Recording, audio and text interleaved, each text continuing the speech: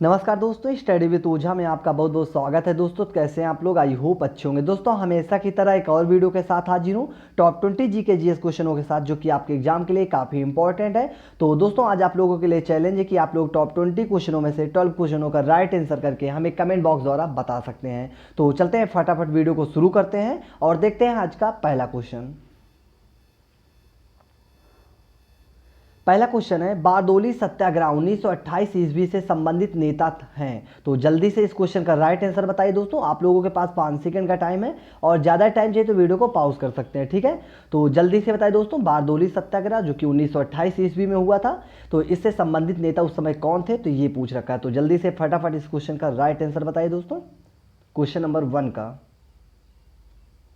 तो चलते हैं दोस्तों, इस क्वेश्चन का राइट आंसर देख लेते हैं। इसका राइट आंसर अगर आप लोगों ने ऑप्शन नंबर बी दिया है तो बिल्कुल करेक्ट है, यानी कि वल्लभ भाई पटेल। दोस्तों एक बात और आप लोग याद रखना कि इसी सत्याग्रह के बाद वल्लभ भाई पटेल को सरदार की उपाधि मिली थी। दोस्तों अक्सर आपके एग्जाम में पूछता है, तो याद रखना बारदोली सत्याग्रह के बाद वल्लभ भाई पटेल को सरदार की उपाधि दी गई थी। और वहाँ कौन दिया था, तो वहाँ की जो औरतें थे उन्होंने सरदार वल्लभ भाई पटेल को सरदार की उपाधि दिया था, ठीक है। चलते हैं क्वेश्चन नंबर 2 की ओर।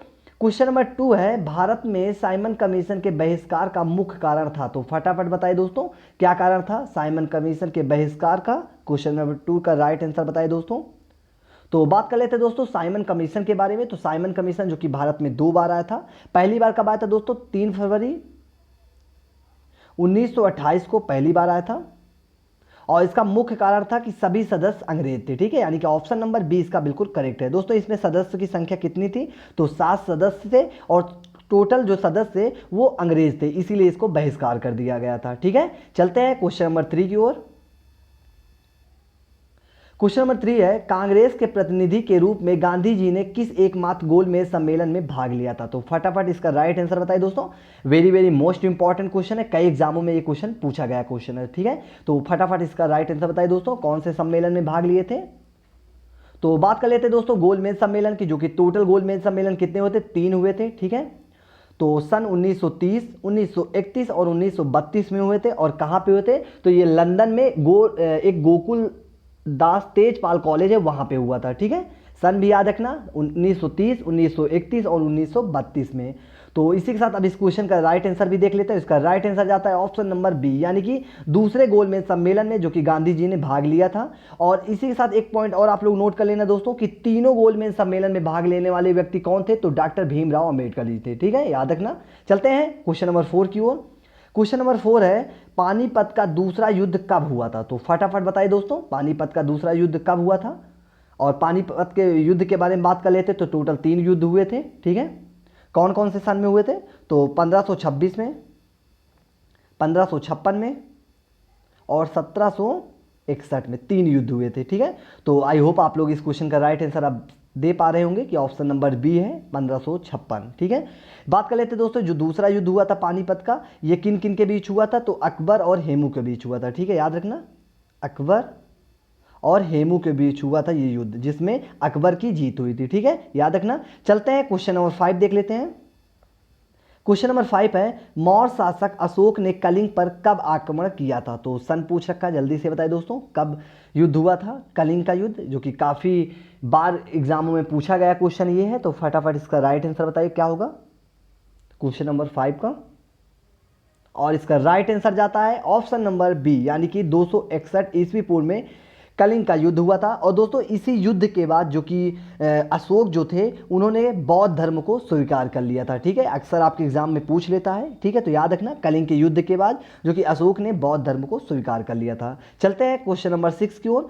क्वेश्चन नंबर 6 है, एलोरा की कैलाश मंदिर का निर्माण किसने करवाया था। तो जल्दी से क्वेश्चन नंबर 6 का राइट आंसर बताइए क्या होगा। दोस्तों मैंने एक मंदिर के ऊपर एक स्पेशल वीडियो बना रखा है, जितने भी इंपॉर्टेंट मंदिर है मैंने सभी को एक ही वीडियो में ले रखा है दोस्तों। तो अगर आप लोगों ने नहीं देखा है तो हमारे प्लेलिस्ट में जाकर आप लोग उस वीडियो को जरूर देखें दोस्तों, जिससे कि आपको मंदिर से रिलेटेड क्वेश्चन में कभी भी कोई प्रॉब्लम नहीं होगी, ठीक है।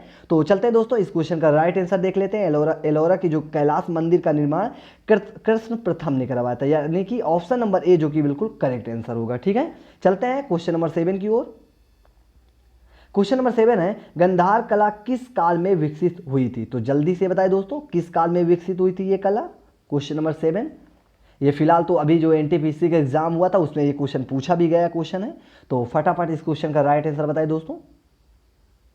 तो क्वेश्चन नंबर 7 का राइट आंसर जाता है ऑप्शन नंबर डी, यानी कि कुषाण काल में इस काल को विकसित किया गया था, यानी कि इस कला को विकसित किया गया था। दोस्तों इसके उल्लेख वैदिक व संस्कृत साहित्य में भी मिलता है। ठीक है, चलते हैं क्वेश्चन नंबर 8 की ओर। क्वेश्चन नंबर 8 है, किस भारतीय राज्य को मसालों का बगीचा कहा जाता है? Very very most important question, काफी इजी भी क्वेश्चन है। ठीक है, तो क्वेश्चन नंबर 8 का राइट आंसर बताइए क्या होगा दोस्तों। और इसका राइट आंसर जाता है ऑप्शन नंबर डी, यानी कि केरल, जो कि बिल्कुल करेक्ट है दोस्तों। केरल को जो कि मसालों का बगीचा कहा जाता है। ठीक है, चलते हैं अगले क्वेश्चन की ओर। क्वेश्चन नंबर 9 देख लेते हैं। क्वेश्चन नंबर 9 है, भारत के किस राज्य को चावल का कटोरा यानी कि राइस बाउल कहा जाता है? तो जल्दी से क्वेश्चन नंबर 9 का राइट आंसर बताइए क्या होगा, जो कि ये भी क्वेश्चन कई बार एग्जामों में पूछा गया क्वेश्चन है। आप लोगों खुद ही देख पा रहे होंगे क्वेश्चन को, तो आप लोगों को पता लग रहा होगा दोस्तों कि ये सभी काफ़ी इंपॉर्टेंट क्वेश्चन मैं ले रहा हूँ दोस्तों। तो क्वेश्चन नंबर 9 का फटाफट राइट आंसर देख लेते हैं दोस्तों क्या होगा। तो ऑप्शन नंबर ए, यानी कि आंध्र प्रदेश, जो कि बिल्कुल करेक्ट आंसर होगा। ठीक है, चलते हैं क्वेश्चन नंबर 10 की ओर। क्वेश्चन नंबर 10 है, निम्नलिखित में से किसको सह्याद्री पर्वतमाला भी कहा जाता है? तो जल्दी से बताइए दोस्तों, सह्याद्री पर्वतमाला किसे कहा जाता है? क्वेश्चन नंबर 10 का राइट आंसर बताइए दोस्तों। और क्वेश्चन नंबर 10 का राइट आंसर जाता है ऑप्शन नंबर बी, यानी कि पश्चिमी घाट को दोस्तों कहा जाता है। ठीक है, चलते हैं क्वेश्चन नंबर 11 देख लेते हैं। क्वेश्चन नंबर 11 है, विश्व में सबसे विशाल मरुभूमि कौन सी है? तो जल्दी से बताइए दोस्तों, क्वेश्चन नंबर 11 का राइट आंसर दोस्तों क्या होगा। और इसका राइट आंसर अगर आप लोगों ने ऑप्शन नंबर 1 सिलेक्ट किया है तो बिल्कुल करेक्ट है दोस्तों, यानी कि सहारा मरुभूमि इसका राइट आंसर होगा, जो कि सबसे विशाल है। ठीक है, याद रखना। चलते हैं क्वेश्चन नंबर 12 की ओर। क्वेश्चन नंबर 12 है, भारत में मुद्रास्फीति मापी जाती है, तो कैसे मापी जाती है? जल्दी से इस क्वेश्चन का राइट आंसर बताइए दोस्तों। क्वेश्चन नंबर 12 का मुद्रास्फीति, जो कि बिल्कुल इसका पूछ रखा है दोस्तों, कैसे मापी जाती है? तो क्वेश्चन नंबर 12 का राइट आंसर जाता है ऑप्शन नंबर ए, यानी कि थोक मूल्यांक सूचांक द्वारा। ठीक है, इससे मापी जाती है। चलते हैं अगले क्वेश्चन की ओर, यानी कि क्वेश्चन नंबर 13। अगला क्वेश्चन है, अंत्योदय कार्यक्रम का उद्देश्य था, तो जल्दी से बताएं दोस्तों इस कार्यक्रम का क्या उद्देश्य था, यानी कि अंत्योदय का इसका जो कि उद्देश्य क्या था? तो दोस्तों इसका उद्देश्य था कि गरीबों में सबसे अधिक गरीबी की मदद करना। ठीक है, जो गरीबों में सबसे अधिक गरीबों की मदद करना। ठीक है, यानी कि ऑप्शन नंबर डी इसका बिल्कुल करेक्ट आंसर होगा। चलते हैं अगले क्वेश्चन की ओर। अगला क्वेश्चन है, यानी कि बंद अर्थव्यवस्था से आप क्या समझते हैं? काफ़ी इजी क्वेश्चन है, बट कई बार एग्जामों में ये पूछा गया क्वेश्चन है। तो जल्दी से इस क्वेश्चन का राइट आंसर बताइए क्या होगा, क्वेश्चन नंबर 14 का। और इसका राइट आंसर दोस्तों जाता है ऑप्शन नंबर बी, अगर आप लोगों ने दिया है तो बिल्कुल करेक्ट है दोस्तों, यानी कि आयात निर्यात बंद, इसको क्या बोलते हैं? तो बंद अर्थव्यवस्था। ठीक है, चलते हैं क्वेश्चन नंबर 15 देख लेते हैं। क्वेश्चन नंबर 15 है, भारतीय संविधान के 73वें संविधान संशोधन का संबंध है, तो जल्दी से बताएं दोस्तों, very very most important question. ये संविधान संशोधन जो कि काफ़ी महत्वपूर्ण है और कई बार एग्जामों में पूछा गया है, यहाँ तक कि यूपीएससी तक में क्वेश्चन पूछा गया क्वेश्चन है। ठीक है, तो जल्दी से फटाफट इस क्वेश्चन का राइट आंसर बताइए क्या होगा दोस्तों। बात कर लेते हैं दोस्तों 73वां संविधान संशोधन, जो कि 1992 में हुआ था। ठीक है, कब हुआ था? तो 1992 में हुआ था। और जो कि इसमें जो कि 11वीं अनुसूची को ऐड किया गया था, और इसका संबंध जो है दोस्तों, यानी कि पंचायती राज से संबंध है। ठीक है, यानी कि ऑप्शन नंबर बी इसका बिल्कुल करेक्ट है दोस्तों। इसमें एक पॉइंट और पूछ लेता है दोस्तों कि पंचायती राज में कितने कार्य क्षेत्र आते हैं, तो यानी कि 29 कार्य क्षेत्र आते हैं। ठीक है, याद रखना 29 कार्य क्षेत्र। ठीक है, चलते हैं क्वेश्चन नंबर 16 की ओर। क्वेश्चन नंबर 16 है, समग्र रूप से भारतीय संविधान लागू हुआ, तो जल्दी से बताएं दोस्तों कि पूर्ण रूप से जो कि भारतीय संविधान कब लागू हुआ था? तो जल्दी से इस क्वेश्चन का राइट आंसर बताइए, क्वेश्चन नंबर 16 का। तो दोस्तों सबसे पहले बात कर लेते हैं दोस्तों कि संविधान जो कि हमारा कितने दिन में बनकर तैयार हुआ था, तो जो कि कई बार एग्जामों में पूछता है। तो याद रखना 2 वर्ष 11 माह और 18 दिन में ये बनकर तैयार हुआ था। और ये पूर्णतः जो लागू हुआ था भारत में, ये 26 जनवरी 1950 को लागू हुआ था। ठीक है, पूर्णतः ठीक है, याद रखना, इंपॉर्टेंट क्वेश्चन है, अक्सर इस क्वेश्चन में कंफ्यूजन होता है, तो आप लोग याद रखना। ठीक है, चलते हैं अगले क्वेश्चन की ओर। अगला क्वेश्चन है, भारत का प्रधानमंत्री बनने के लिए अपेक्षित न्यूनतम आयु कितनी है? तो जल्दी से बताएं दोस्तों, प्रधानमंत्री बनने के लिए न्यूनतम आयु की कितनी जरूरत होती है दोस्तों, कम से कम कितनी आयु होनी चाहिए? तो दोस्तों इसका राइट आंसर जाता है ऑप्शन नंबर सी, यानी कि 25 वर्ष। दोस्तों 25 वर्ष, कम से कम 25 वर्ष होनी चाहिए। और इसकी नियुक्ति की बात कर लेते हैं दोस्तों, तो नियुक्ति जो करते हैं राष्ट्रपति जी करते हैं। ठीक है, याद रखना, एग्जाम में कई बार पूछा गया क्वेश्चन है, तो कन्फ्यूजन भी होता है इस क्वेश्चन से। तो नियुक्ति जो होती है राष्ट्रपति करते हैं। ठीक है, और इनका कार्यकाल जो होता है जो कि 5 वर्ष का होता है। ठीक है, चलते हैं अगले क्वेश्चन की ओर, यानी कि क्वेश्चन नंबर 18 देख लेते हैं। क्वेश्चन नंबर 18 है, उपन्यास देवदास का लेखक कौन है? तो जल्दी से बताएं दोस्तों, उपन्यास जो देवदास, काफी फेमस क्वेश्चन है, कई बार एग्जामों में ये पूछा गया क्वेश्चन है, तो फटाफट इस क्वेश्चन का राइट आंसर बताइए दोस्तों, उपन्यास देवदास के लेखक।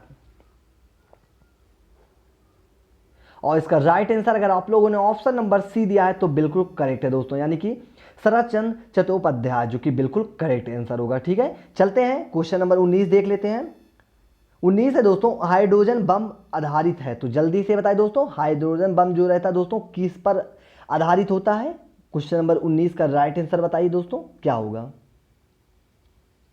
और इस क्वेश्चन का राइट आंसर जाता है दोस्तों ऑप्शन नंबर ए, अगर आप लोगों ने दिया है तो बिल्कुल करेक्ट है दोस्तों, यानी कि नाभ की संलयन पर। दोस्तों इसमें एक और कंफ्यूजन होता है दोस्तों कि नाभ की संलयन या फिर नाभ की विखंडन, अक्सर इस क्वेश्चन में आपको कंफ्यूजन देखने को मिलता है। तो आप लोग याद रखना, अगर हाइड्रोजन के बम के बारे में पूछ रहा है तो नाभ की संलयन, और अगर आप लोगों को परमाणु बम के लिए पूछ ले तो दोस्तों परमाणु बम के लिए तो ये किस पर आधारित होता है दोस्तों? नाभ की विखंडन पर। ठीक है, याद रखना। चलते हैं आज का लास्ट क्वेश्चन देख लेते हैं, यानी कि क्वेश्चन नंबर 20, जो कि लास्ट क्वेश्चन होगा। पौधों और जंतुओं के बीच की योजक कड़ी के रूप में जाना जाता है। तो जल्दी से इस क्वेश्चन का राइट आंसर दोस्तों बताइए, आज का ये लास्ट क्वेश्चन होगा। और इसी क्वेश्चन के बाद दोस्तों आप लोग अपना स्कोर पॉइंट हमें जरूर बताइएगा दोस्तों। और आज का आप लोगों के लिए चैलेंज रहता है कि आप लोग टॉप 20 क्वेश्चनों में से 12 क्वेश्चन का राइट आंसर हमें कमेंट करके बताइए दोस्तों। ठीक है, तो फटाफट क्वेश्चन नंबर 20 का राइट आंसर बताइए, क्या होगा दोस्तों? और इसका राइट आंसर जाता है ऑप्शन नंबर बी, यानी कि यूग्लिना, जो कि बिल्कुल करेक्ट आंसर होगा दोस्तों। ठीक है, इसी के साथ हमारा दोस्तों वीडियो समाप्त हुआ। अगर आप लोगों को वीडियो अच्छा लगा हो तो लाइक, शेयर और कमेंट करना दोस्तों ना भूलें। और वीडियो में किसी भी प्रकार के लिए अगर आप लोग चेंज करवाना चाहते हैं तो आप लोग प्लीज़ अपनी राय जरूर हमें दीजिए। ठीक है दोस्तों, तो वीडियो देखने के लिए थैंक्स फॉर वॉचिंग। जय हिंद।